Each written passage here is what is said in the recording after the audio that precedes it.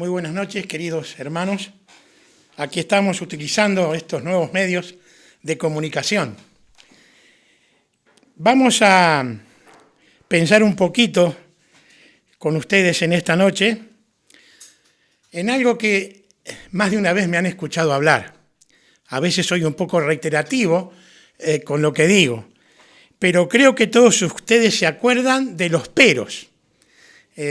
Por lo menos sé que algunos se acuerdan de lo que significa un pero.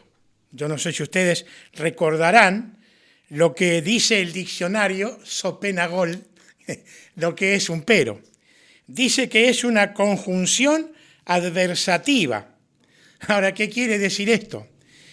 Quiere decir que luego de esta palabrita viene una advertencia que va a cambiar totalmente lo que se nos viene diciendo. Yo quiero leerles un ejemplo bíblico. Está en Efesios capítulo 2, versículo 1 al 5. Dice el escritor, que es el apóstol Pablo, y él os dio vida a vosotros cuando estabais muertos en vuestros delitos y pecados, en los cuales anduvisteis en otro tiempo, siguiendo la corriente de este mundo, conforme al príncipe de la potestad del aire, al espíritu que ahora opera en los hijos de desobediencia, entre los cuales también todos nosotros vivimos en otro tiempo, en los deseos de nuestra carne, haciendo la voluntad de la carne y de los pensamientos, y éramos por naturaleza hijos de ira, lo mismo que los demás. Pero Dios, que es rico en misericordia, por su gran amor con que nos amó, aun estando nosotros muertos en pecados, nos dio vida juntamente con Cristo, por gracia sois salvos. Y ahí está, pero Dios. Aquí Pablo nos hace notar lo que éramos y cómo estábamos antes de esta palabrita, de que conociéramos a Dios. Dice Pablo que estábamos muertos en nuestros delitos y pecados, siguiendo la corriente de este mundo, y éramos por naturaleza hijos de ira, lo mismo que los demás. Y ahí viene, pero Dios, que es rico en misericordia. Ustedes se acuerdan que la misericordia es el aspecto compasivo del amor. Y no podemos menos que recordar la parábola que el Señor contó de aquel buen samaritano, donde ahí se demuestra lo que es la misericordia. Los anteriores viajeros pasaron de largo, pero el buen samaritano bajó y atendió a aquel herido por los ladrones al borde del camino. Ahora el texto sigue diciendo que Dios, por su gran amor con que nos amó, y nos sigue amando todavía. Y nosotros pensamos, ¿qué tan grande es ese amor? Yo creo que todos nosotros, desde muy pequeños, aquellos que estamos yendo a nuestra iglesia, conocemos lo que dice el versículo de Juan 3:16. Todos lo sabemos de memoria. Porque de tal manera amó Dios al mundo, que ha dado a su Hijo unigénito, para que todo aquel que en él cree no se pierda, mas tenga vida eterna. Dios dio lo más preciado que él tenía, que era su Hijo amado. Pero no es de los peros que yo quiero hablar, sino de otra expresión, y es esta. Así que. Y así es el tema, o es el título de este mensaje. Así que. Miren, tanto en una conversación como al escribir una carta, como en este caso lo vamos a ver del apóstol Pablo, y para eso tenemos que leer en Romanos capítulo 12, versículos 1 y 2. Romanos 12, 1 y 2. Y aquí Pablo va a utilizar este así que. Comienza diciendo, así que, hermanos, os ruego por las misericordias de Dios que presentéis vuestros cuerpos en sacrificio vivo, santo, agradable a Dios, que es vuestro culto racional. No os conforméis a este siglo, sino transformaos por medio de la renovación de vuestro entendimiento, para que comprobéis cuál sea la buena voluntad de Dios, agradable y perfecta. La Reina Valera, que es la que yo leí recién, dice así, esta expresión, así que, pero la nueva versión internacional dice así: por lo tanto, hermanos, tomando en cuenta la misericordia de Dios, les ruego que cada uno de ustedes en oración espiritual ofrezca su cuerpo como sacrificio vivo, santo, agradable a Dios. No se amolden al mundo actual, sino sean transformados mediante la renovación de su mente. Así podrán comprobar cuál es la voluntad de Dios buena, agradable y perfecta. Y leí esta otra versión porque sé que unos cuantos de ustedes la utilizan. A mí me gusta más la Reina Valera. Muy bien. Aquí el apóstol Pablo utiliza este así que. ¿Y con qué motivo lo hace? Es con el motivo de hacernos pensar lo que él viene escribiendo en los 11 capítulos anteriores. Como se darán cuenta, no podemos por el tiempo detenernos en cada uno de los capítulos y hacer una especie de resumen. Pero vamos, como se dice, abuelo de pájaro. Ahora yo lo he bautizado abuelo de dron, porque estamos todos modernos y el dron puede ir más rápido, se detiene. Esto quiere decir que lo vamos a hacer rapidito, muy por arriba lo que dicen estos 11 capítulos antes de ver algunas cositas más de los versículos 1 y 2 de aquí de Romanos 12. Lo que Pablo le escribe a estos creyentes en Roma, que todavía no los conocen, lo primero que él hace es decirle quién es él. Y luego los saludos característicos de Pablo, que son en casi todas sus cartas, gracia y paz. Esto también tiene una importancia. Y él les manifiesta el deseo que tiene en su corazón de ir a Roma y conocerles. Él les dice, en el capítulo 1, del poder del Evangelio que es para salvación a todo aquel que cree. Y termina el capítulo 1 declarándoles la culpabilidad del hombre que le ha dado la espalda a Dios. En el capítulo 2 les muestra el juicio de Dios, que ellos, a pesar de tener la ley de Dios, le han dado la espalda. No quisieron saber nada de Dios y no quisieron cambiar. En el capítulo 3 les va a demostrar que no hay justo ni aun uno. Y aquí viene otro texto que casi todos sabemos de memoria, Romanos 3:23. Por cuanto todos pecaron y están destituidos de la gloria de Dios. Bien, tenemos que seguir. En el capítulo 4, Pablo escribe de Abraham como hombre ejemplar de fe y la promesa que Dios le hace a Abraham. En el capítulo 5 va a hablar, o mejor dicho, a escribir, de la justificación que es por medio de la fe en nuestro Señor Jesucristo. Y todos conocemos Romanos 5:1. Justificados pues por la fe, tenemos paz para con Dios por medio de nuestro Señor Jesucristo. Hermoso texto. Seguimos en el capítulo 6. Nos dice, porque también es para nosotros. Por eso digo, nos dicen estos versículos, que debemos morir al pecado para ser siervos de justicia. Y el texto que aquí se destaca es el versículo 23, conocido también, porque la paga del pecado es muerte, mas la dádiva de Dios es vida eterna en Cristo Jesús, Señor nuestro. Otro hermoso texto. Capítulo 7. Aquí nos muestra que el pecado está en nosotros. Y escuchen esto, no somos pecadores porque pecamos, pecamos porque somos pecadores. Tal vez el texto más interesante sea el que Pablo escribe y lo hace en el versículo 15. Dice Pablo, porque lo que hago no lo entiendo, pues no hago lo que quiero, sino lo que aborrezco, eso hago. Nos hace pensar esto, ¿no? El capítulo 8 comienzan con palabras que nos traen paz. Dice en Romanos 8:1, ahora pues, interesante expresión también para estudiarla algún día. Ahora pues, ninguna condenación hay para los que están en Cristo Jesús, los que no andan conforme a la carne, y aquí entiéndase el viejo yo, el viejo hombre, los que no andan conforme a la carne, al viejo hombre, sino conforme al Espíritu. Y el versículo 28 es muy interesante y muy utilizado en estos días. Dice el versículo 28, y sabemos que a los que aman a Dios todas las cosas les ayudan a bien. Esto es a los que conforme a su propósito son llamados. Todo este capítulo 8 es precioso.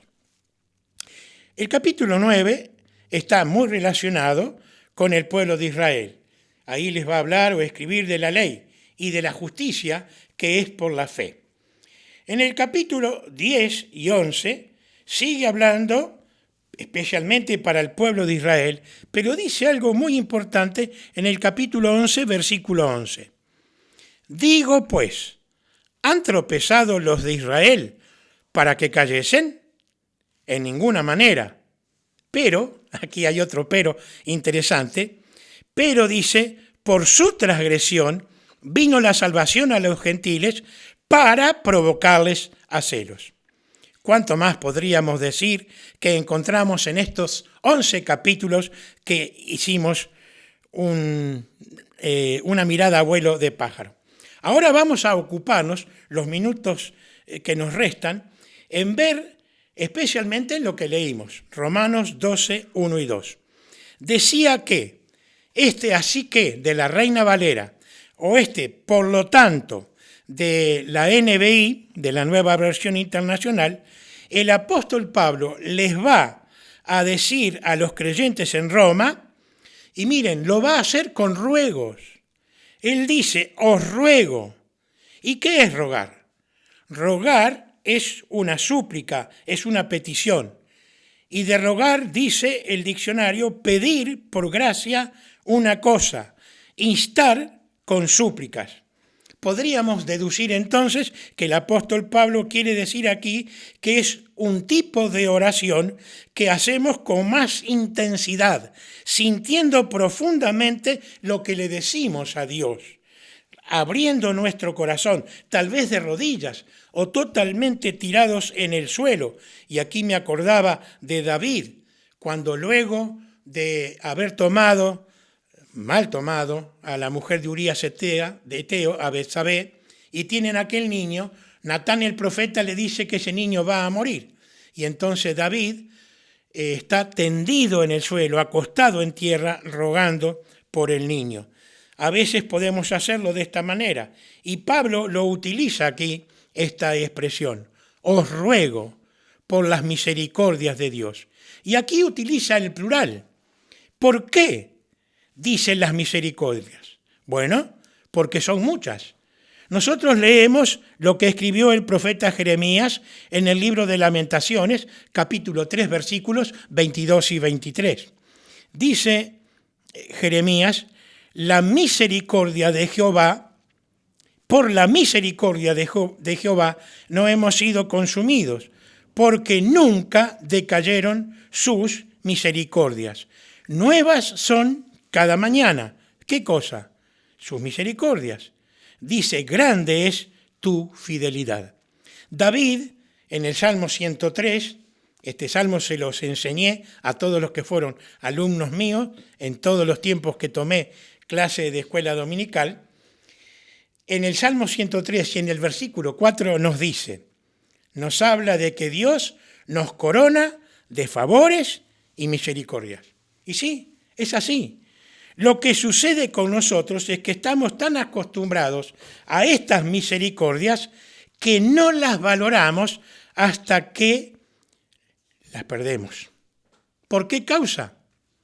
Bueno, pueden ser variadas, como por ejemplo, pecados que no hemos confesado, incredulidad a la palabra de Dios, indolencia, indiferencia, o por voluntad divina, pruebas tremendas, enfermedad. Pueden ser varias las cosas. No es que Dios nos quite sus misericordias. Jeremías dice que nunca decayeron, que son nuevas cada mañana. El problema está en nosotros.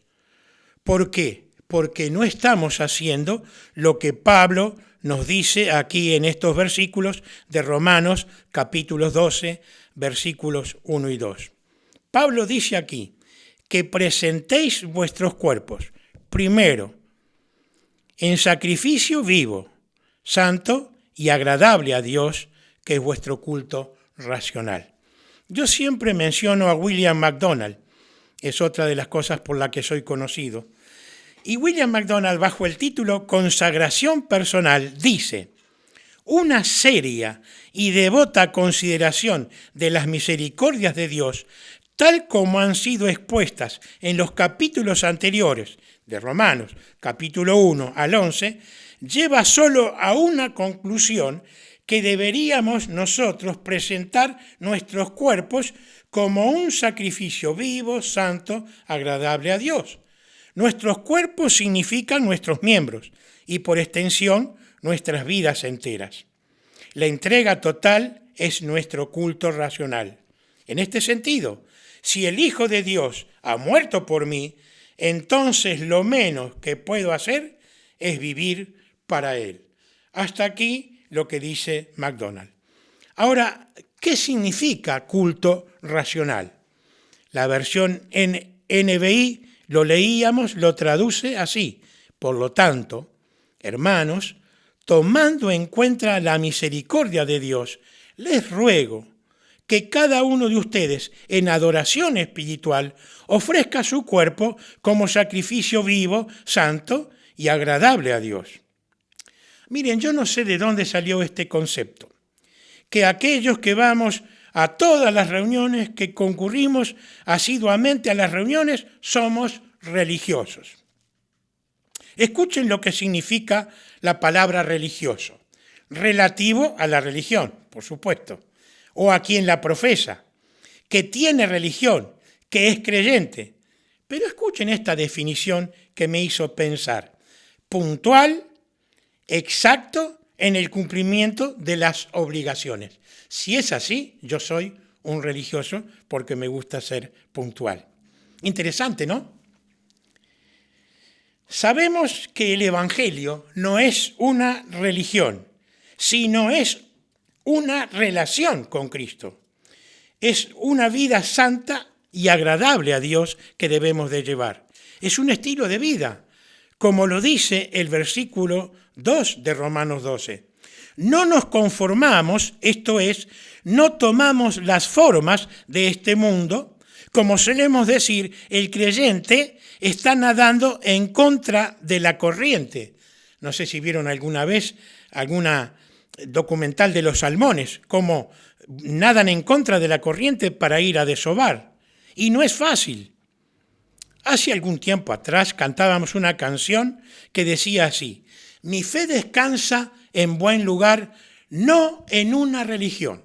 Confío en el viviente Rey, pues Él murió por mí. Y no preciso discutir ni un argumento más. Me basta que Cristo murió y que Él murió por mí. El apóstol nos insta a que debemos, como creyentes en Cristo, llevar siempre una adoración espiritual. Leemos en Hebreos 13:15. Así que, aquí tenemos otro, así que, ofrezcamos siempre a Dios por medio de Él, esto es, por medio del Señor Jesucristo, sacrificio de alabanza, es decir, frutos de labios que confiesan su nombre. Ahora, como creyentes en Cristo, somos sacerdotes. No venimos hoy ante Dios con sacrificios de animales. Cantamos un himno especialmente en la cena del Señor. Ni sangre hay ni altar. Cesó la ofrenda ya. No sube llama ni humo hoy, ni más cordero habrá. Empero he aquí la sangre de Jesús, que quita la maldad y al hombre da salud. Esta palabra quiere decir salvación. ¿Por qué se terminaron los sacrificios sangrientos de animales? Bueno, tenemos que leer lo que el escritor a los hebreos nos dice. Hebreos capítulo 9, versículos 11 al 15. Dice el escritor: Pero estando ya presente Cristo, sumo sacerdote de los bienes venideros, por el más amplio y más perfecto tabernáculo, no hecho de manos, es decir, no de esta creación, y no por sangre de machos, cabríos, ni de becerros, sino por su propia sangre, entró una vez para siempre en el lugar santísimo, habiendo obtenido eterna redención. Porque si la sangre de los toros y de los machos cabríos y las cenizas rociadas de la becerra a los inmundos santifican para la purificación de la carne, cuánto más la sangre de Cristo, el cual mediante el Espíritu Eterno se ofreció a sí mismo sin mancha a Dios, limpiará vuestras conciencias de vuestras obras muertas para que sirváis al Dios vivo. Sacrificio de alabanza, fruto de labios que confiesan su nombre. Les decía que aquí tenemos este así que, pero al final del cabo todavía no le dije qué quiere decir así que. Y acá me voy a meter en camisa de 11 varas porque no usé mi diccionario Sopena-Gol. Me fui a Google. Dice Google, y yo no sé si con esto lo voy a aclarar o a enturbiar. Dice, así que separado y con tilde, escuchen bien, porque a mí me cuesta entenderlo, como expresión se trata de una locución conjuntiva que se emplea para indicar consecución dentro de una determinada oración. Sus funciones se limitan a hacer de conectar de tipo consecutivo, de conector de tipo consecutivo. Por norma general, proceden a una consecuencia dentro de una oración. Al leer esto pensaba en aquel dicho popular, no aclares que oscurece, porque cuando uno mete la pata, como decimos comúnmente, y quiere aclarar el asunto, a veces en vez de aclarar se mete en más problemas. Pero volvamos a nuestro así que. Yo más o menos deduzco que quiere decir algo así. Es un modo de hablar que sirve para juntar o unir y conseguir un efecto. Les voy a hacer un ejemplo usando nuestro texto de Romanos 1 y 2. Yo les digo, queridos hermanos en Cristo, como saben, estamos pasando por un tiempo de confinamiento por esta pandemia. Estamos haciéndolo en nuestras casas. Así que, ya que tenemos tanto tiempo libre, podemos dedicarnos más a la oración intensa, presentando todo lo que somos a Dios como un sacrificio vivo, santo, que será agradable a Dios. No tomando la forma de este mundo. Y cuando lo hacemos así, seremos creyentes transformados. Y vamos a poder comprobar en nuestra vida la buena voluntad de Dios que es agradable y perfecta. No sé si aclaré o enturbié el asunto, pero quiero concluir aquí la parte para nosotros los creyentes porque quiero tener una mini predicación del Evangelio y lo quiero hacer usando también nuestro así que. Y lo voy a usar de una forma muy categórica. Y es con una pregunta que pero muy sinceramente tienen que responderse, luego que les lea este texto de Romanos 8.1. Dice, ahora pues, ninguna condenación hay para los que están en Cristo Jesús. El texto sigue, pero yo tengo que hacerles la pregunta a nuestros amigos. Amigo querido, amiga querida, ¿estás en Cristo? Esto quiere decir que el que está en Cristo un día tuvo un encuentro personal con el Señor Jesús. Se reconoció un pecador, le pidió perdón por sus pecados y la sangre que Él derramó en la cruz del Calvario le limpió de todos sus pecados. Porque déjame decirte una cosa, que si no es así, hay una condenación para ti. Así que, si tú quieres librarte de esa condenación, tienes que creer en Él hoy. Mañana o dentro de un rato, puede ser tarde. puedes morir y sin Cristo estás perdido. Tu destino eterno es el infierno. ¿Sí? Así de crudo y directo es el mensaje del Evangelio. O crees y te salvas, o no crees y te pierdes. Dios te quiere salvar. ¿Lo quieres tú? Quiero terminar con un pensamiento que tenía escrito en un papelito.